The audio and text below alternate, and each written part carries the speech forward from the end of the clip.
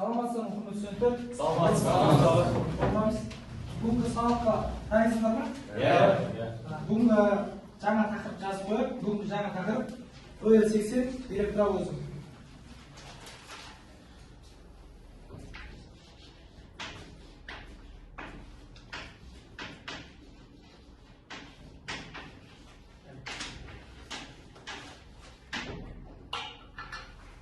Алдыңғы өткен сабақ бойынша кішкене еске түсіру мақсатында өткен сабағымызды шолу өтуге үйге берген тапсырмалар, тест тапсырмалары, бақылау сұрақтары және де сөз жұмбақ берді. Өткен сабаққа дайынбыз ғой? Иә. Жалпы жылжымалы құрам, яғни локомотивтер қаншаға бөлінеді екен? Алдыңғы өткен сабағымыз локомотив сабағы еді. Ерғашты локомотивтер қаншаға бөлінеді? Локомотивтер үшке бөлінеді. Қандай? Жүк және жолаушы және маневрлік түрлерге бөлінеді. Жарайсың. Үйге берілген бақылау сұрақтарына дайынбыз ғой? Барлығын сәттерін талшайық. Бақылау сұрақтарын мен оқу олай. Сендер кім дайын жауап беру. Үйге берілген тапсырма бойынша бақылау сұрақтары, үйге берілген бақылау сұрақтары. Бірінші сұрақ. Жылжымалы құрам дегеніміз не? Нұрбол, қандай? Жылжымалы құрам дегеніміз бір немесе бірнеше вагоннан тұратын, астында тарту күші бар құрамды жылжымалы құрам деп айтамыз. Жарайсың. Бәріміз атсалысып отырайық. Кім үйге берген тапсырмаға дайын екен бақылайық. Екінші сұрақ. Автономды жылжымалы құрам дегеніміз не? Мен жауап берсем болады ма?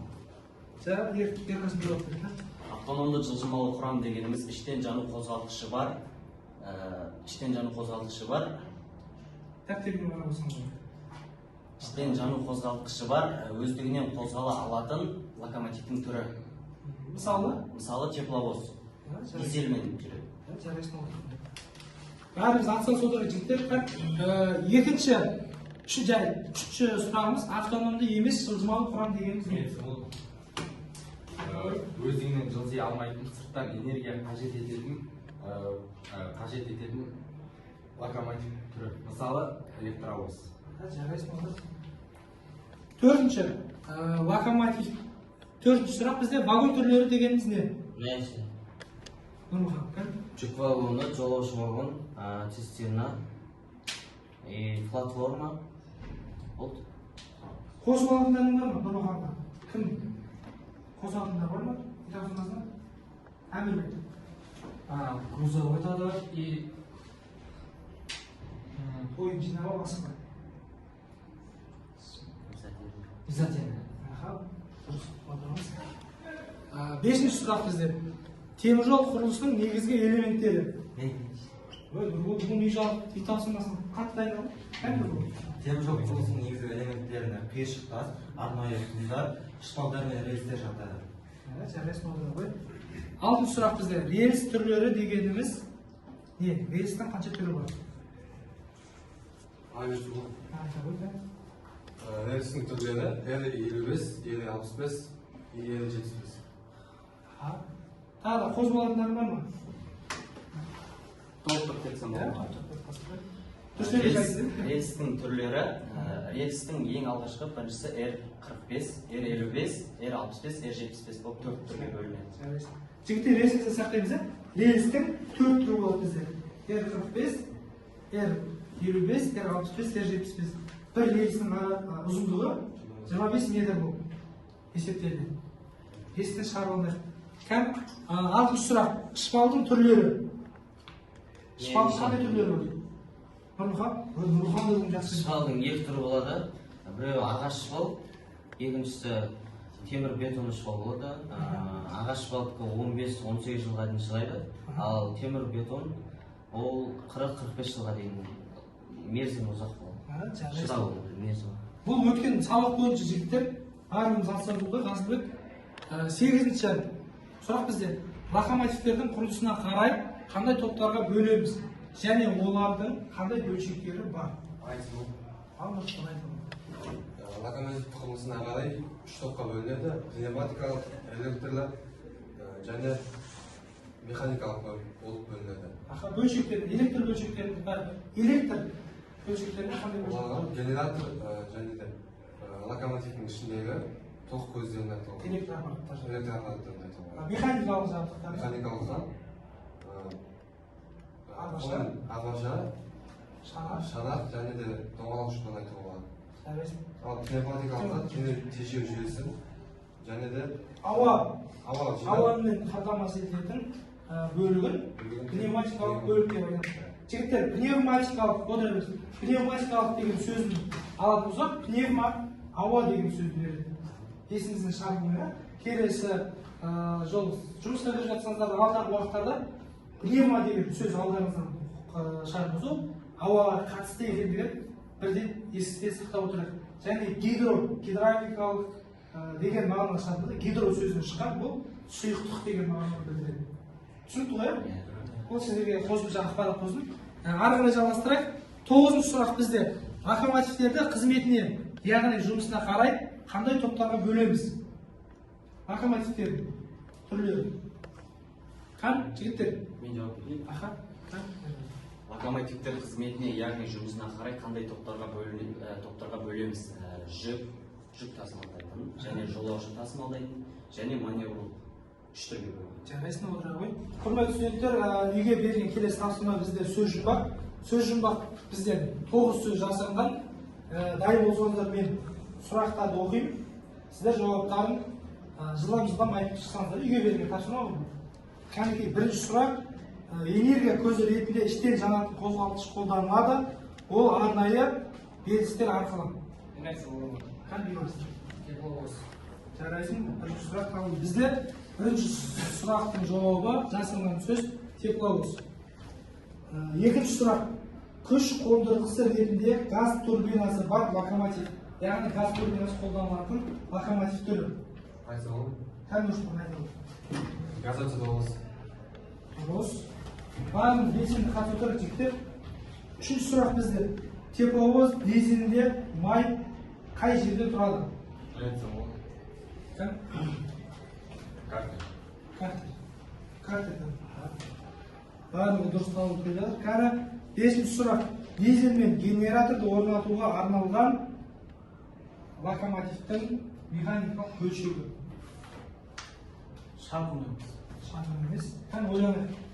4 әптен бұл. Рама. Дұрыс. Алтыншы сұрақ бізде. Қай вагонның атауы ағылшын тілінен аударғанда секіру дегенді білдіреді? Өткен сабақтар вагон түрлері жайлы. айтса ол Сол сабақтар еске түсірмаса. топтарды алады. Дұрыс. Жетінші сұрақ. Бұл локомотивтің түрі, сіздер кішкене теңге болсын. Бұл локомотивтері өз энергия көзі жоқ. Ол электр энергиясы түйіспе желісі арқылы алады. Электровоз. Дұрыс. Дайын. Жаңа бақылау сұрақтарына да атсалысу керек. Бердіғасым сен кішкене бақылау сұрақтарынан кейін шаршап қалдың ғой. 8-ші сұрақты оқиды. Тепловоздың құрылысының бір бөлігі. Тепловоздың механикалық бөлігінің бір құрылысы. айтса ол ағаша. Дұрыс, арбаша. Дұрыс. Және соңғы сұрақ бізде басында жасырынған сөз. Мен одан кейінгі сұрақты оқимын. Сөз дұрыс. Бұл құрылғының соғу, тарту жабдықтарына және вагондарды өзара не локомотивтермен ілінісуіне жатады. Осы құрылғы арқылы локомотивтер бір-біріне немесе вагондар бір-біріне таласады. Бұл құрылғының атауы қалай аталады? Қандай? Автотіркегіш. Автотіркегіш. Жарайсында құрметті студенттер, бүгінгі тапсырмасына барлығы жақсы деңгейде дайындалғандар. Енді жаңа тақырыпқа уақыт келді, жаңа тақырыпты түсіндіріп өтейін. Құрметті студенттер, үй тапсырмасына жақсы деңгейде дайындалып келгенсіздер, бірақ жалпы барлығымыз емес. Бұдан кейін үй тапсырмаларына толық дайындалып келдік. Енді біз жаңа тақырыпқа көңіл бөлейік. Бізде бүгінгі тақырып ОР-80 электровозы.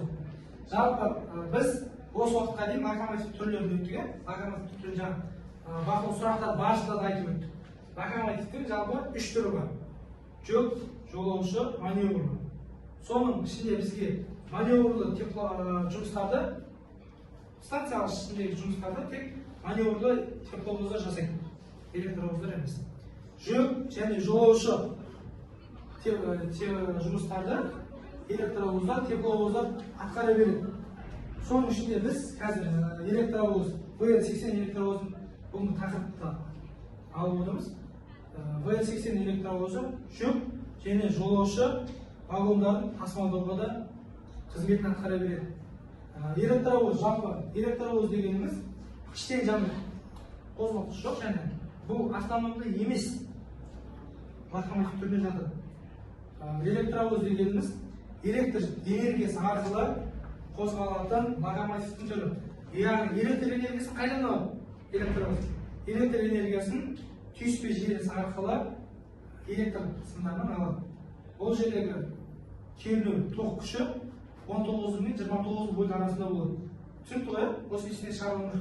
Ол электровозға жақындарында немесе практикаға барған кезде өте сақ болуымыз керек.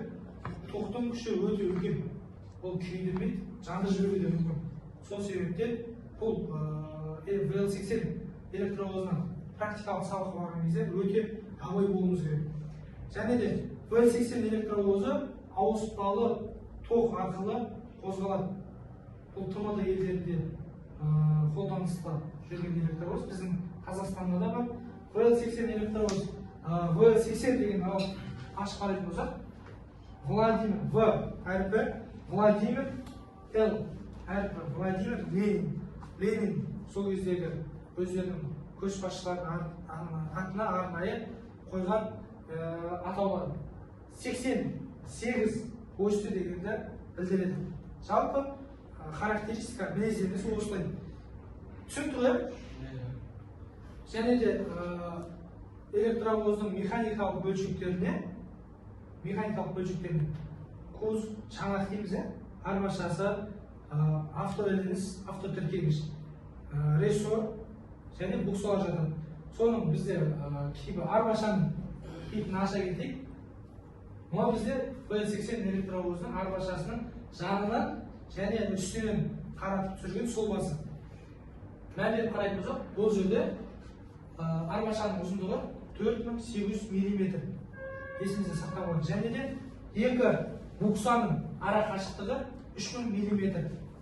Ал арбашаның өзінің биіктігі 1165 мм биіктігі. Бұл өлшемдерді есте сақтап алуымыз керек. Алдағы уақыттарда бізге керек болады жұмыс барысында. Және де ені биіктігін алды, ұзындығын алды. Енін алатын болсақ, бұл 2200 мм. Түсінікті? Ал мінездеме беріп беретін болсақ, бұл бізде доңғалық жұптары. Көріп тұрғандарыңызда доңғалық жұптары. Және де букса, букса. Бұл букса және арбаша рамасы.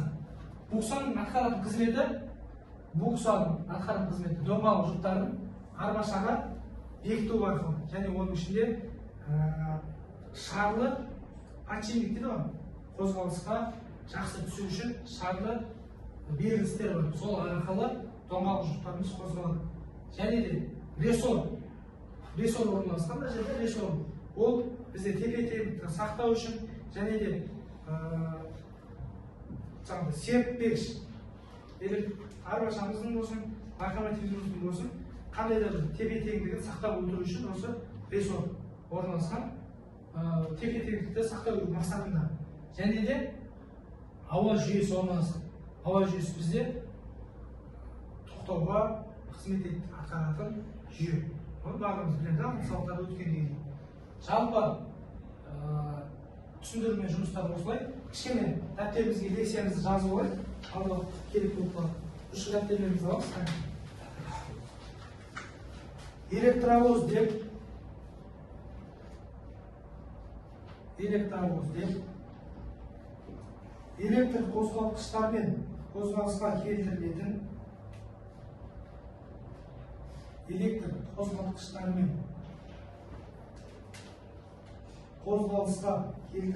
локомотивті атайды.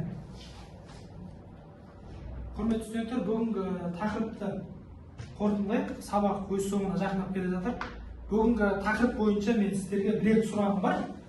не түсінгендеріңіз жайында, нені білгендеріңіз жайында кішкене өзімізге ақпарат алып қалу үшін бірінші сұрақ бізде электровоз дегеніміз не?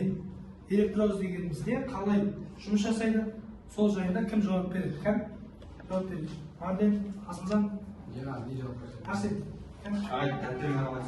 Бұл лекция бойынша. Электровоз деп электр қозғалғыштарымен байланысқа келтіретін локомотивті анықтайды. Олар электр энергиясын контакт желісімен ток қабылдағыш алады. Контакт түйіспе желісінде қанша ватт ток болады деген жаңа лекция барысында айтып өттік қой, сабақ барысында. Айтса болады ма? 15 мың мен 19 мың вольттың арасында. 19 мың мен 29 мың вольт арасында шатаспаймыз, есте сақтап алайық. 19 мың мен 29 мың вольт арасында болады. Екінші сұраққа есеп берейік. Екінші сұрақ бізде механикалық жабдықтары. Электр VL80 электровоздың механикалық жабдықтары. Не айтсам болады? Как нужно? Механикалық жабдықтарға арба рамалары, шанақ және де тежеуіш құралдары, тасу жүйесі, рессорлық түрлей және тағы басқа заттар. Жарайсың отыра ғой. Жарайсыздар, құрметті студенттер, барлығымызға бүгін сұрақ сабақ түсінікті ғой, олай болса, әдеттегі сабақтарды қорытындылайтын сияқты, бұл сабақтың қорытындысын нені білдім, нені білгім келеді әдісі бойынша қорытындылайды. Кім барлығымыз бірдей атсалысып, сабақты қорытындылайды, кім нені білді, нені білгісі келеді. Бұл сұрақ кім жауап береді? Мен жауап берсем бола ма? Менің білгенім электровоздың құрылымы, қызметі және де арбашаның құрылымы. Механикалық. Арбашаның құрылысы, арбашаның құрылысы қандай екен? Дөңгелек жүктары, рессорлық ілме, рама, букса, солар жатады. Нені білгім келеді? Және де менің білгім келетін VL80 электровозын көзбе-көз барып ішкі механизмдері көргім келеді. Жарайсың. Ол сол айтады. Құрметті студенттер, жаңағы сұрақты кім толықтырып өтеді? Нені білдім, нені білгім келеді сұрағы. Күнделікті өтіп жүрген сабақтың әдісі бойынша. Нұрлыхан, толықтырып өт. Бұл сұрақтан нені білдім дегенге мен VL80-нің толық атауы Владимир Ленин атына берілген 8 осьті. Нені білгім келеді дегенге мен толық қысқаша айтып кетерім. Темір жолда электровоздың ішіне кіріп машинисттің толық жұмысын өз көзімен көргім келеді. Бұлай қаласа алдағы уақыттарда практикалық сабақтарда барып, бұл көргілері келіп жатқан VL80-нің ішкі механизмінде машинисттің жұмысында көрсетуге тырысамыз. Алдағы уақытта практикалық сабақтарда. Жарайсыздар, отырыңыздар. Жарайсыздар, студенттер, бүгінгі сабаққа белсенді қатысында үй тапсырмасынан жақсы дайындалып келгендер. Бүгінгі сабаққа қатысқан студенттерге ой тастайық. Ерқасым фамилия қандай? Сатов Ерқасымға бүгін 95 жақсы қатысқан үшін. Нұрлыхан. Көмектес Нұрлыхан 85 бүгін жақсы қатысқан үшін. Нұрсұлтан. Байзақ Нұрсұлтан 85 бар. Жақсы қатысқан үшін. Және де Арсен фамилия қандай? Күрісбек Арсен 70. Және де Рахматулла. Арбаш Рахматуллаға 75 бар. Бүгінгі сабақта бағаланған бағалар осылай. Басқа студенттер барлығымыз белсенді қатысайық. Және де бүгінгі тақырып бойынша үй тапсырмасын жазыңыздар. Тақырып бойынша үйге тапсырма. Жаңа қолданыстағы электровоздың маркалары, олардың басқа қолданыстағы электровоздардан айырмашылығы VL80 электровоздың арбашасы туралы қосымша реферат жазып береміз. Құрметті студенттер, осымен бүгінгі сабақ аяқталды. Келесі сабақта үй тапсырмасын жақсылап дайындалып береміз. Бұдан да жақсы деңгейде сабақты өткізейік. Сау болыңыздар. Сау болыңыздар.